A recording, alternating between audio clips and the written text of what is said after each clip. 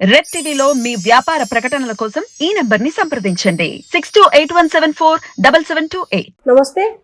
ప్రస్తుతం మనతో పాటు సీనియర్ జర్నలిస్ట్ దాము బాలాజీ ఉన్నారు. ఆయనతో మాట్లాడదాం. నమస్తే సార్. నమస్తే సార్, ఈ రోజు కేంద్రంలో కేబినెట్ మీటింగ్ జరుగుతుంది. ఇందులో పెద్దంటిఆర్కి భారత రత్న ప్రకటించే అవకాశం ఉందని చెప్పి వినిపిస్తుంది. సో ఒకవేళ ఆయనకి ప్రకటించినప్పటికీ ఇన్ని రోజులు ఎందుకు రాలేదు సార్ భారత రత్న? ఈరోజు క్యాబినెట్ మీటింగ్ జరుగుతుంది. ఎందుకంటే 15th జనరల్ ఎలక్షన్ దగ్గరకు వచ్చాయి. షెడ్యూలు రేపు కానీ ఎల్లుండి కానీ రాబోతుందని చెప్తున్నారు. యాక్చువల్గా షెడ్యూలు ఇంతకుముందే రావాలి, 10 నుంచి 12వ తేదీ లోపల రావాలి. కానీ వాళ్ళు ఈ క్యాబినెట్ మీటింగు దీనివల్లనే పోస్ట్పోన్ చేసినట్టుగా తెలుస్తుంది. బట్ కారణం ఏం చెప్తున్నారంటే ఆయన ఒక ఈసీ ఎలక్షన్ కమిషనర్ రిజైన్ చేశాడు కాబట్టి కొత్త వాళ్ళని పెట్టాలి, పెట్టినాక వస్తుందా లేకపోతే ముందే వస్తుందా తెలీదు. ఏదేమైనా ఈ క్యాబినెట్ మీటింగ్ ఇప్పుడు జరుగుతుంది. దీంట్లో ప్రధానంగా కొన్ని నిర్ణయాలు తీసుకోబోతున్నారు అని తెలుస్తుంది. అందులో ఒకటి ఎన్టీఆర్కి భారతరత్న. యాక్చువల్గా పొత్తులు ఖరారైనప్పుడే చంద్రబాబు ఈ సూచన చేసినాడని చెప్తున్నారు. మనం కానీ ఇప్పుడు ఎన్టీఆర్కి భారతరత్న ఇస్తే కనీసం పొత్తుకి వెళ్ళడానికి ఒక ప్రాతిపదిక ఉంటుంది అనేది చంద్రబాబు చెప్పినట్టుగా చెప్తున్నారు. మామూలుగా ఏంటంటే చంద్రబాబుకి ఇప్పుడు చాలామంది కూడా ప్రశ్నలు వేస్తున్నారు. అసలు పొత్తు బీజేపీతో ఎందుకు పెట్టుకున్నారు? రాష్ట్రం కోసం, దేశం కోసం అనేది ఎవడైనా చెప్పేది, దాన్ని ఎవడు నమ్మడు. అంటే నిర్దిష్టంగా ఈ డిమాండ్స్ మేము పెట్టాము, ఈ డిమాండ్స్ బీజేపీ ఒప్పుకునింది అని. ఎందుకంటే గతంలో చంద్రబాబే బీజేపీ మీద తీవ్ర విమర్శలు చేశాడు. రాష్ట్రానికి, దేశానికి వాళ్ళు ఏం చేయలేదని చెప్పి ఆయన దీక్షలు కూడా చేశాడు.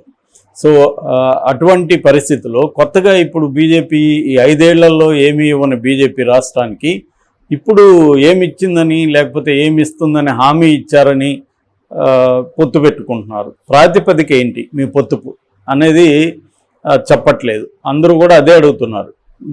ఇది చెప్పకుండా చంద్రబాబు ఏంటంటే రాష్ట్రం నాశనం చేసేసాడు జగన్ ఈ రాష్ట్రాన్ని మళ్ళీ బిల్డప్ చేయాలంటే బీజేపీ అవసరం, ఎందుకంటే సెంట్రల్లో ఉంటుంది అని చెప్తున్నాడు. ఈ వాదంతో ఎవడు కూడా ఏకీభవించట్లేదు. అంటే ఒకవేళ జగన్ నిజంగానే రాష్ట్రాన్ని నాశనం చేసేసి మళ్ళీ రీబిల్డ్ చేయాలనుకుంటే ఆ రీబిల్డ్ చేయడానికి ఏమి హామీలు ఇస్తున్నారు అనేది లేదు. కేంద్రం సహకారం అంటున్నారు కానీ ఏం సహకారం చేయబోతుంది? అంటే ఏమన్నా ప్రత్యేక హోదా ఇస్తుందా, లేకపోతే ప్యాకేజ్ ఇస్తుందా, పోలవరం డ్యామ్ కడుతుందా, ఇనుప ఒక కర్మాగారాన్ని నిర్మిస్తున్న కడపలో, అనేక ఇష్యూస్ ఉన్నాయి, పెండింగ్ ఇష్యూస్. ముఖ్యంగా డివిజన్ హామీలు చాలా ఉన్నాయి, విభజన హామీలు. సో ఆ హామీలు దాదాపు 12 నుంచి 15 లక్షల కోట్లు రావాల్సి.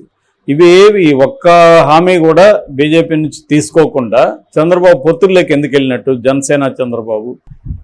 సో అనేది పెద్ద ప్రశ్న చంద్రబాబుకి. అందుకని చంద్రబాబు కనీసం మీరు మిగతా హామీలు ఇవ్వలేకపోతే పోయారు, కనీసం భారతరత్న ఎప్పటి నుంచో పెండింగ్లో ఉంది, అది ఇస్తే కనీసం చెప్పుకోవడానికి ఉంటుంది. ఎన్టీఆర్ భారతరత్నని చంద్రబాబు తీసుకొచ్చాడు అనేది చెప్పుకొని మనం ఎన్నికల్లోకి వెళ్ళొచ్చు అన్నది ఆయన చెప్పినట్టుగా ఉంది. దానికి వాళ్ళు కూడా భారతరత్న ఇవ్వడంలో వాళ్ళకి పెద్ద అబ్జెక్షన్ ఏం లేదు. యాక్చువల్గా ఎప్పుడు భారతరత్న ఏర్పడినప్పటి నుంచి ఇప్పటి వరకు ఇవ్వనన్ని భారతరత్నాలు బీజేపీ ప్రభుత్వం ఇచ్చింది. మనం చూసాము, కర్పూరి ఠాకూర్కి ఇచ్చింది, అద్వానికి ఇచ్చింది, పివి నరసింహారావుకి ఇచ్చింది, ఇలాగా ఇచ్చుకుంటూ వెళ్తున్నారు. అంటే వాళ్ళు ఏంటంటే బీజేపీ ఏ పని చేసినా కూడా దాని వెనుక ఒక వ్యూహము, ఎత్తుగడలు లేకుండా ఏ పని చేయదు బీజేపీ. ఏ పొలిటికల్ పార్టీ కూడా చేయదు, కానీ బీజేపీ ఇందులో చాలా ముదురు. సో ఇప్పుడు పివి నరసింహారావుకి ఎందుకు ఇచ్చారంటే తెలంగాణ ఎన్నికలకి హెల్ప్ అవుతుందని. ఎందుకంటే పివి నరసింహారావుని బీఆర్ఎస్ ఎప్పటి నుంచో ఓన్ చేసుకొని పెద్ద ఎత్తున పివి నరసింహారావుని మేమే ఓన్ చేసుకున్నాం అన్నాం.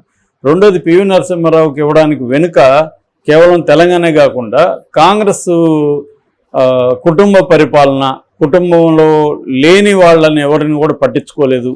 సో కుటుంబంలో లేని పివి నరసింహారావు ఒక్కడే 5 ఏళ్ళు పరిపాలించాడు. తర్వాత మన్మోహన్ సింగ్ను వదిలేస్తే, ఎందుకంటే మన్మోహన్ సింగ్ డమ్మీ అనేది వాళ్ళ అభిప్రాయం.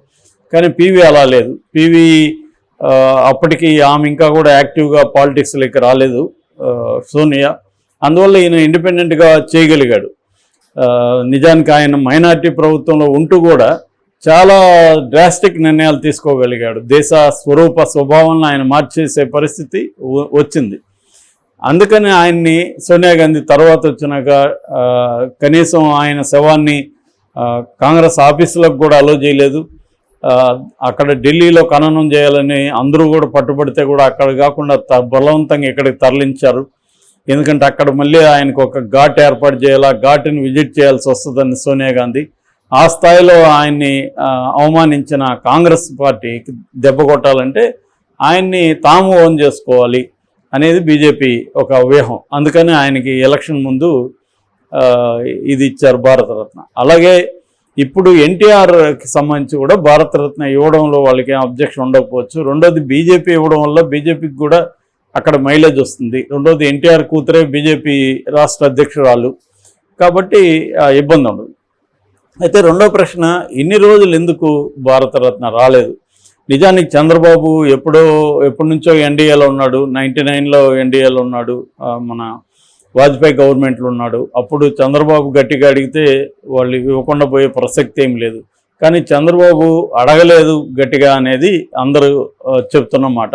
అయితే చంద్రబాబు ఎందుకు అడగలేదంటే ఒక వెర్షన్ చెప్తుంటారు చాలాసార్లు. అదేంటంటే ఒకవేళ భారతరత్న ఇస్తే ఆయన భార్య హోదాలో ఆయన ఎన్టీఆర్ భార్య హోదాలో లక్ష్మీపార్వతి వెళ్ళి అవార్డు తీసుకోవాలి, సో అది ఇబ్బంది అవుతుంది, అది ఎవరికి కుటుంబానికి ఇష్టం లేదు అనేది చెప్తారు. మరి ఇప్పుడు ఇస్తే ఏం చేస్తారు అన్న ప్రశ్న చాలామందికి వస్తుంది. కానీ మోడీ వ్యవహారం వేరు. మోడీ వ్యవహారం ఏంటంటే ఇవేవి చూడరు ఆయన, తను అనుకున్న చేసేసి వెళ్తుంటారు. సో ఇప్పుడు లక్ష్మీపార్వతి ఇబ్బంది, లక్ష్మీపార్వతిని పక్కన పెట్టి మనం ముందుకెళ్ళిపోదాం అనుకుంటారు. సో ఒకవేళ లక్ష్మీపార్వతి కాకుండా రేపు బాలకృష్ణనో లేకపోతే ఈ పురంధరేశ్వరరావు కూతురు హోదాలో వెళ్ళి తీసుకున్నారనుకో, లక్ష్మీపార్వతి ఏం చేయగలదు? మహా అంటే కోర్టుకు పోగలదు. కోర్టుకు పోయి నేను ఆయన లీగల్ వైఫ్ని కాబట్టి నాకు ఇవ్వాలి, నేను తీసుకోవాలి, కానీ కూతురు తీసుకుంది అని రేపు కోర్టులో ఆమె పిటిషన్ వేయాలి.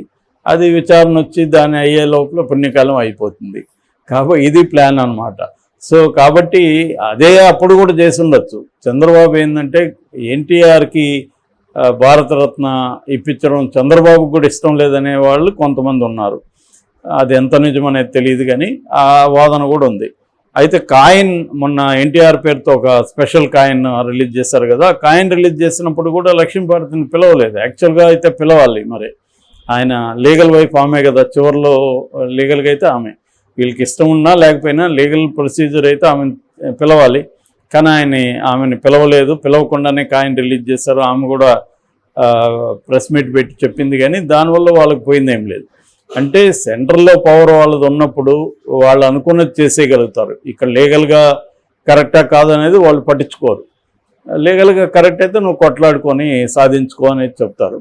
సో ఆ క్రమంలో ఎన్టీఆర్కి వచ్చే అవకాశం అయితే ఉంది. ఎందుకంటే NTR very much deserved that award. ఆయన ఇటు సినిమా రంగం, కళారంగం, తర్వాత డైరెక్ట్ చేశాడు, యాక్ట్ చేశాడు, అంతకుముందు స్టేజ్ యాక్టర్ ఆయన. దాని తర్వాత ఇంకా రాజకీయాల్లో ఆయన సాధించిన విజయాలు చాలామంది సాధించలేకపోయారు. కాబట్టి ఏ రకంగా చూసినా ఆయనకి భారతరత్న ఇవ్వాల్సిందే, ఇవ్వచ్చు, ఎప్పుడో వచ్చి ఉండాలి నిజానికి. కానీ ఆయనకి ఇవ్వకపోవడం వెనక రకరకాల రాజకీయాలు పనిచేశాయని చెప్తున్నారు. సో ఇప్పుడు కూడా మళ్ళీ ఆయనకి ఇవ్వడం వెనక కూడా మళ్ళీ రాజకీయాలే పనిచేస్తాయి. అంటే అర్హులకి ఇవ్వాల్సి వచ్చినా కూడా పద్మశ్రీలు ఇవన్నీ కూడా, అంటే నేషనల్ అవార్డ్స్ ఏవి ఉంటాయో అవన్నీ కూడా ప్రధానమంత్రి ఆధ్వర్యంలోనే ఉంటాయి. అంటే అత్యున్నత సివిలియన్ అవార్డు వచ్చి ఇదనమాట. దీని తర్వాత ఇంకా పద్మవిభూషణ్, పద్మభూషణ్, పద్మశ్రీ అవార్డులన్నీ తర్వాత వస్తాయి. ఇవన్నీ కూడా ఫైనల్గా తేల్చాల్సింది పిఎంఏ. కాబట్టి ఆయన మోడీ తనకి రాజకీయ ప్రయోజనాలకు ఏది ఉపయోగపడుతుందో అది కూడా ఎన్నికల ముందు ఏది చేయాలి అనేది వాళ్ళు ముందు నుంచే కొన్ని ప్లాన్ చేసుకొని అది చేస్తుంటారు. ఒక్కొక్కసారి కొన్ని రకాల ఈక్వేషన్స్ చేంజ్ అయినప్పుడు కూడా అప్పటికప్పుడు నిర్ణయాలు తీసుకొని కూడా వెళ్తారు. సో అందుకని ఇప్పుడు ఏమీ లేకుండా పొత్తులు పెట్టుకుంటే ఈ తీవ్ర విమర్శలు వస్తున్నాయి. ఈవెన్ టీడీపీలో కూడా ఒక అసంతృప్తి ఉంది. మోడీతో మనం ఎందుకు పెట్టుకోవాలి, అసలు అతనికి 1% కూడా ఓట్లు షేర్ లేని బీజేపీ మనకెందుకు, దానివల్ల మనకి అనేక నెగిటివ్ ఆస్పెక్ట్స్ ముందుకు వస్తున్నాయి అని తెలుగుదేశంలో కూడా ఉంది. ఈ అసంతృప్తిని చల్లార్చాలన్నా లేకపోతే ఓవరాల్గా ప్రజల్లో ఒక పాజిటివ్ దీన్ని తీసుకురావాలన్నా ఎన్టీఆర్కి భారతరత్న ఇవ్వాల్సిన అవసరం ఉంది.